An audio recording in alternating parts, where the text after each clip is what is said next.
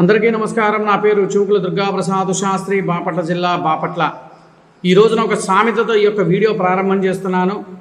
ఆడలేక మధ్యల దరువు మీద పడ్డట్టు సామెత మనందరం కూడా విన్నాము. పెద్దల పూర్వీకులు మన పెద్దవాళ్ళు అంటూ ఉంటుంటారు. అంటే మనం చేయలేము, పక్కవాడు చేస్తే చూసి ఊరవలేమన్న తత్వంతో ఉండేవాళ్ళని ఆడలేక మధ్యల దరువు మీద పడ్డారు అని చెప్పని అంటారు. నేను ఈ మాట ఎందుకన్నానంటే, గత ప్రభుత్వంలో పనిచేసిన వైసీపీ నాయకుడు ఒక మంత్రిగా పనిచేసి ఆ మంత్రికి ఆ మంత్రి పదవి హోదాకు కూడా సరైన న్యాయం చేయలేని ఆ వ్యక్తి ఈ రోజున ఒక ప్రెస్ మీట్లో మాట్లాడుతూ ఈ ఎన్డీఏ ప్రభుత్వాన్ని, నారా చంద్రబాబు నాయుడు గారిని మాట్లాడుతున్న ఒక వీడియోని మీకు క్లిప్పింగ్ నేను పెడతాను. ఆయన ఎవరో కాదు, పాపం పేర్ని నాని గారు, మచిలీపట్నం ఎమ్మెల్యే ప్లస్ మంత్రి, మాజీ మంత్రి ఆయన ఓడిపోయాడు. ఆయన మాట్లాడుతున్నాడు ఎన్డీఏ ప్రభుత్వం గురించి, చంద్రబాబు నాయుడు గారి గురించి ఆయన మాట్లాడుతున్న ఒక వీడియో క్లిప్పింగ్ మీకు పెట్టిన తర్వాత మనం విశ్లేషణకు వెళ్దాము. ఖచ్చితంగా అందరం కూడా ఈ ఒక్క వీడియో చూడండి, అసలు ఏం మాట్లాడాడు అనేది. స్పృహ లేకుండా ఏదేదో 11 అని, 11, 12, 23 మన బతుకు 23 కాదా? 5 ఏళ్ల క్రితం మన బతుకు 23 కాదా? రాజకీయాల్లో మోసం చేసి కొద్ది కాలం ప్రజల్ని ఏమన్నా ఏమార్చచ్చు. ప్రజలు ఇప్పటికే 10 మాసాల్లోనే మీ బ్రతుకులేమిటో, మీ మోసాలేమిటో ప్రతిదీ అర్థం చేసుకున్నారు. చూశారు కదా ఆ వీడియో. ఏం మాట్లాడాడు దాంట్లో? 11 సీట్ల, 13 సీట్ల, 23 సీట్ల అని చెప్పి మాట్లాడుకుంటూ వచ్చాడు.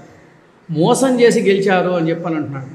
సారు, నా పేర్ని రాణి గారు, నేను ఒక ప్రశ్న అడుగుతాను మిమ్మల్ని. మరి మీరు గెలిచింది ఎట్లా గెలిచారండి? తండ్రి శవాన్ని అడ్డం పెట్టుకొని మీరు గెలవలేదా? తండ్రి చనిపోతే సంతకాల సేకరణ చేసి గెలిచిన మాజీ ముఖ్యమంత్రి వైఎస్ జగన్మోహన్ రెడ్డి గారితో పోల్చుకుంటే మా నాయకుడు, మా చంద్రబాబు నాయుడు, మా నాయకుడు 100కి 1000 రెట్లు కరెక్ట్. ఎందుకో చెప్పంటారా? కష్టకాలంలో ఉన్నానని భరోసా ఇచ్చాడు. ప్రతి కార్యకర్తకి నేను అండగా ఉన్నానని భరోసా ఇచ్చాడు. కార్యకర్తలందరూ కూడా, ప్రతి ఒక్క కార్యకర్త అందరూ కూడా కష్టపడి తెలుగుదేశం పార్టీని గెలిపించాలనుకున్నారు, గెలిపించారు. మీలాగా దొంగ రాజకీయాలు ఆడి మేము చేయలే. ఏంటి 11 సీట్ల 23 సీట్లు వింగభావంతో మాట్లాడారు అని చెప్పి నువ్వు మాట్లాడు. మరి 23 సీట్లు వచ్చిన చంద్రబాబు నాయుడు గారిని సాక్షాత్తు సభాపర్వంలో మీరు అవమానం చేసినప్పుడు మీరందరూ చప్పట్లు కొట్టి గగ్గోలు పెట్టిన దాఖలాలు లేవా? ఇంకో ప్రధాన అంశం నేను మిమ్మల్ని అడుగుతున్నా. మీరు ఆర్టీసీ శాఖ మంత్రిగా మీరు పనిచేశారు. మరి మీ ఆర్టీసీ బస్సుల్లో కాలం చెల్లిన బస్సులు ఎందుకు తీసేయలేకపోయారు?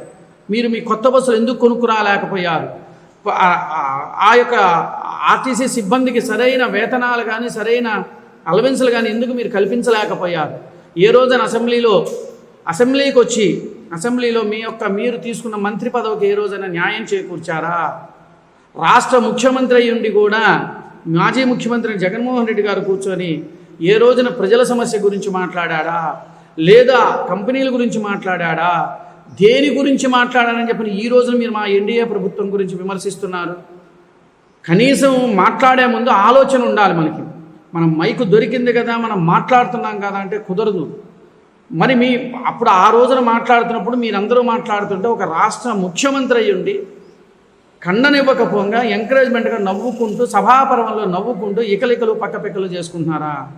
రాష్ట్ర ప్రజాధనాన్ని దుర్వినియోగం చేసిన మీ దానికన్నా ఎన్డీఏ ప్రభుత్వంలో చంద్రబాబు నాయుడు గారు వీళ్ళందరూ కూడా కలిసికట్టుగా ఒక సిస్టమేటిక్గా వెళ్ళి రాష్ట్ర ప్రజలను అభివృద్ధి పదంలోకి తీసుకెళ్లాలన్న సంకల్పంతో, దృఢ సంకల్పంతో ఉన్నారే తప్ప మీలాగా దాచుకోమనే ఒక సామెత్వం మా దగ్గర లేదండి.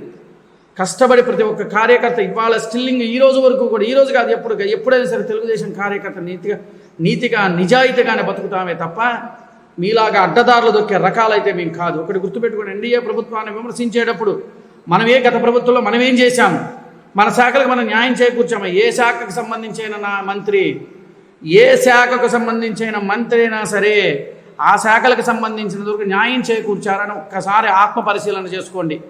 ఈరోజు ఏదో వచ్చేసి చంద్రబాబు నాయుడు మీరు ఏ రోజు కూడా రాష్ట్ర ప్రయోజనాల దృష్ట్యా ఏ రోజు కూడా అసెంబ్లీలో కానీ ఎక్కడా మీరు మాట్లాడాల. చంద్రబాబు నాయుడు గారిని, లోకేష్ బాబుని, పవన్ కళ్యాణ్ని ఇష్టానుసారంగా మాట్లాడటం కోసమే కేవలం మీరు అసెంబ్లీ సమావేశాలకు వచ్చారే తప్ప రాష్ట్ర ప్రయోజనాల దృష్ట్యా మనం మాట్లాడాలి, రాష్ట్ర అభివృద్ధి పరచాలని మీరు మాట్లాడాలి. ఇవాళ వచ్చేసేదో చెబుతూ ఉంటే రాష్ట్ర ప్రజలు ఏదో వింటారు, మేము చెప్పింది ఏదో వింటారని చెప్పని అనుకున్నారు. ఎవ్వరు వినే స్థితిలో ఎవ్వరము లేము. ఎందుకంటే మీరు చేసిన మోసపూరితమైన మాటలు ఆంధ్రప్రదేశ్ రాష్ట్రం 5 కోట్ల మంది జనాభాకి పూర్తిగా అవగాహన ఉన్నది. మాట్లాడే ముందు చాలా జాగ్రత్తగా మాట్లాడటం నేర్చుకోండి. మనం ఏదో మాట్లాడితే కుదరదు. నేను చేసిన ఈ యొక్క వీడియో నేను చెప్పినవి కరెక్టా కాదని మీకు అనిపిస్తే మీరు ఖచ్చితంగా కామెంట్స్ అయితే ఖచ్చితంగా తెలియచేయాలి. నా వీడియోని చూస్తున్నారు కానీ కామెంట్స్ మాత్రం తెలియజేయడం లేదు. దయచేసి మీరు కామెంట్స్ ఖచ్చితంగా తెలియజేయాలని నేను కోరుకుంటున్నాను. నమస్కారం. నా పేరు చూకుల దుర్గాప్రసాద్ శాస్త్రి, బాపట్ల జిల్లా, Bapatla. Please subscribe to Leo News for more videos.